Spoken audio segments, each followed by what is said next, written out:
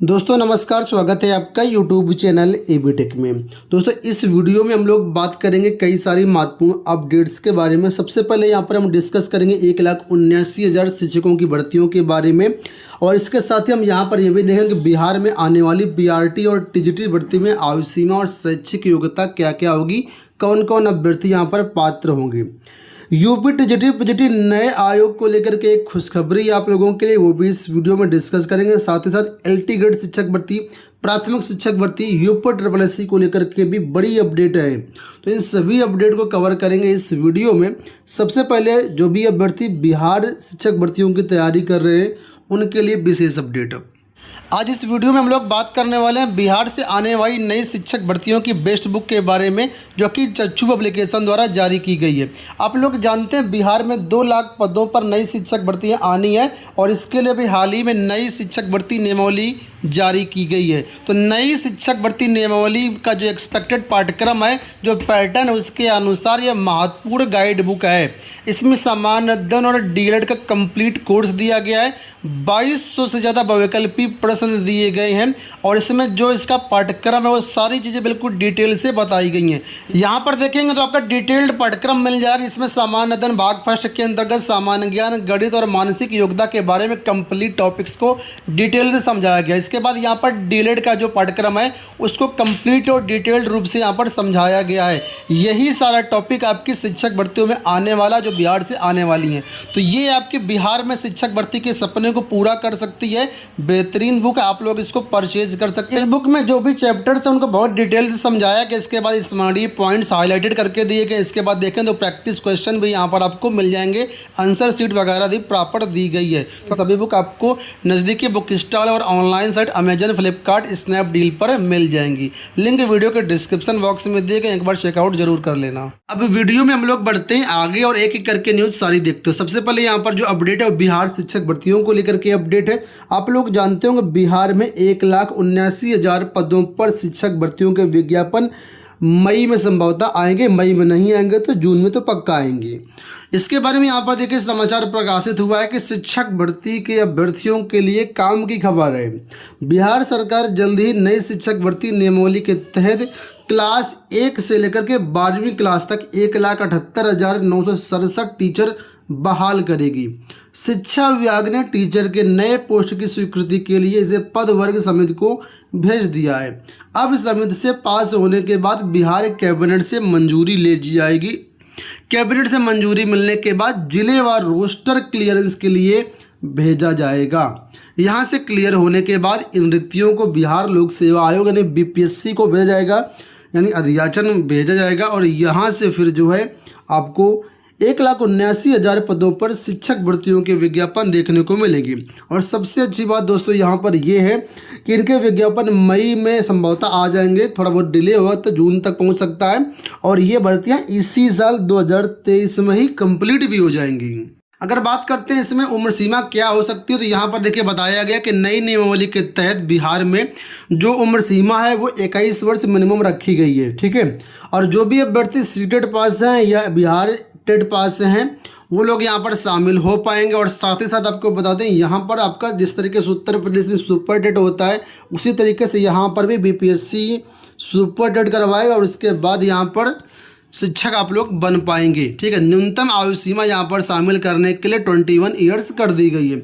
अगर बात कर लेते हैं हम लोग यहाँ पर एलिजिबिलिटी क्राइटेरिया की, तो यहाँ पर देखिए बताया गया है अगर आप बिहार में प्राइमरी या मिडिल स्कूल के टीचर बनना चाहते हैं तो यहाँ पर आपको ग्रेजुएशन कंप्लीट करना होगा। उसके बाद यहाँ पर डीएलएड जो है आपके पास होना चाहिए। ठीक है, इसके साथ ही अगर आप हाई स्कूल टीचर बनना चाहते हैं यानी टीजीटी टीचर यहाँ पर बनना चाहते हैं तो ग्रेजुएशन के साथ आपका बीएड होना चाहिए और टेट या सीटेट होना चाहिए। टेट या सीटेट प्राथमिक शिक्षक भर्ती में भी यहाँ पर मांगा जाएगा।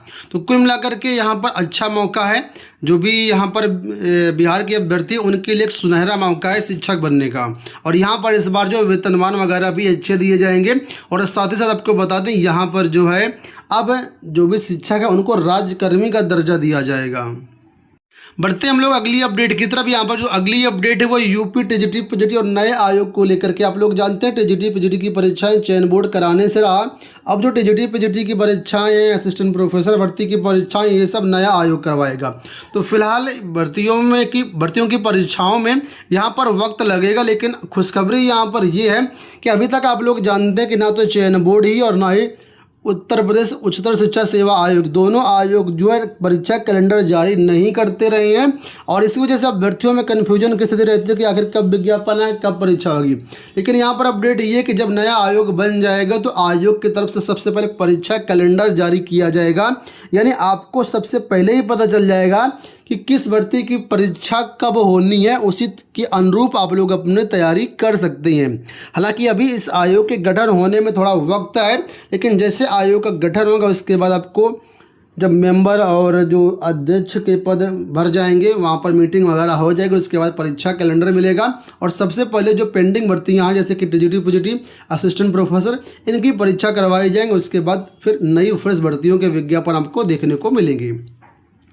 अब बात कर लेते हैं हम लोग प्राथमिक शिक्षक भर्ती को लेकर के। आप लोग जानते हैं कि सुप्रीम कोर्ट में अभी हाल ही में 12 जनवरी को सुनवाई हुई थी, उसमें ऑर्डर रिजर्व किया गया, तो इसका अंतिम जो ऑर्डर है आना बाकी है। लेकिन अभी हाल ही में 24 अप्रैल को वेस्ट बंगाल से एक बहुत बड़ी अपडेट निकल के आई, जहां पर अदर जो राज्य हैं वो बीएड को प्राथमिक शिक्षक भर्ती से बाहर कर रहे हैं, वहीं पर वेस्ट बंगाल में प्राथमिक शिक्षक भर्ती में बीएड को शामिल कर लिया गया है।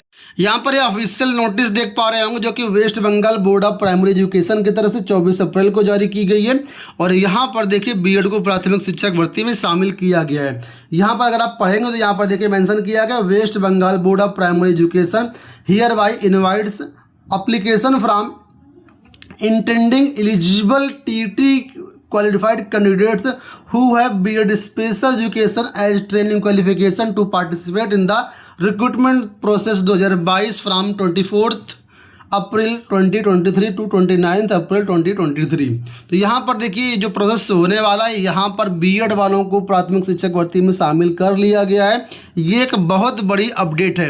जिस तरीके से आप लोग जानते हैं अलग अलग राज्यों में ये मामला कहीं पर शामिल है, कहीं पर नहीं शामिल है। बीएड को लेकर के लगातार जो है अभ्यर्थी परेशान है, चिंतित है। ऐसे में यहाँ से एक बड़ी अपडेट निकल के आ रही है, और कहीं ना कहीं इन सब चीज़ों से आप लोगों को एक सकारात्मक प्रभाव मिलेगा, सकारात्मक आपके माइंड में ख्याल आएंगे, और कहीं ना कहीं जो सुप्रीम कोर्ट से ऑर्डर आना है, ठीक है, उसमें भी इम्पैक्ट देखने को मिल सकता है। हालांकि ऑर्डर वगैरह लिखा जा चुका है, लेकिन जो आप लोगों के मन में शंकाएँ थी कि बीएड बाहर हो जाएगा या नहीं हो जाएगा, तो उसको लेकर के थोड़ा सा आपको पॉजिटिव न्यूज़ जरूर मिली है। अब यहाँ पर बात कर लेते हैं अगर सुप्रीम कोर्ट वाला ऑर्डर कब आएगा। तो सूचनाएं जो मिल रही हैं कि जो यहाँ पर जस्टिस थे माननीय अनिरुद्ध बोस जी और जो सुधीर जी थे, वो उनकी जो बेंच है अब काम करना प्रारंभ कर दिया। बीच में अभी कोविड हो गया था अनिरुद्ध बोस जी को, तो वो कोविड से रिकवर हो चुके हैं। अब बेंच में उनके ऑर्डर आना मतलब शुरू हो चुके हैं। उम्मीद है कि जल्द ही सुप्रीम कोर्ट से बीएड वर्सेस बीएसटीसी का ऑर्डर आपको देखने को मिलेगा। आने वाले टाइम पर इससे संबंधित कोई भी अपडेट होगी तो चैनल के माध्यम से हम आपको अपडेट कर देंगे। आप चैनल को सब्सक्राइब कर लेना। बात करते हैं एलटी गेट वेटिंग लिस्ट को लेकर के। तो आप लोग जानते होंगे 12 अप्रैल को लोक सेवा आयोग की तरफ से यहाँ पर एलटी गेट की द्वितीय सूची जारी किए जाने के संबंध में एक नोटिस जारी की गई थी, जिससे अभ्यर्थियों में पॉजिटिव न्यूज निकल के आई थी। और यहाँ पर लोक सेवा आयोग की तरफ से बताया गया था कि जो भी अभ्यर्थी एलटी गेट में थे लेकिन उनका सिलेक्शन किसी दूसरे विभाग में दूसरी नौकरी में हो गया तो वो अपना अभ्यर्थन वापस ले सकते हैं।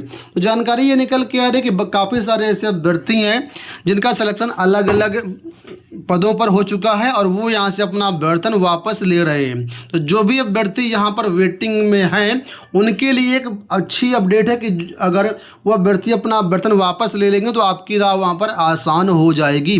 तो कुल मिलाकर के जो अभ्यर्थी अभी तक अपना अभ्यर्थन वापस नहीं लिए हैं तो 28 अप्रैल तक अपना अभ्यर्थन वापस ले सकते हैं। ये सिंपल से ईमेल आईडी जारी की गई।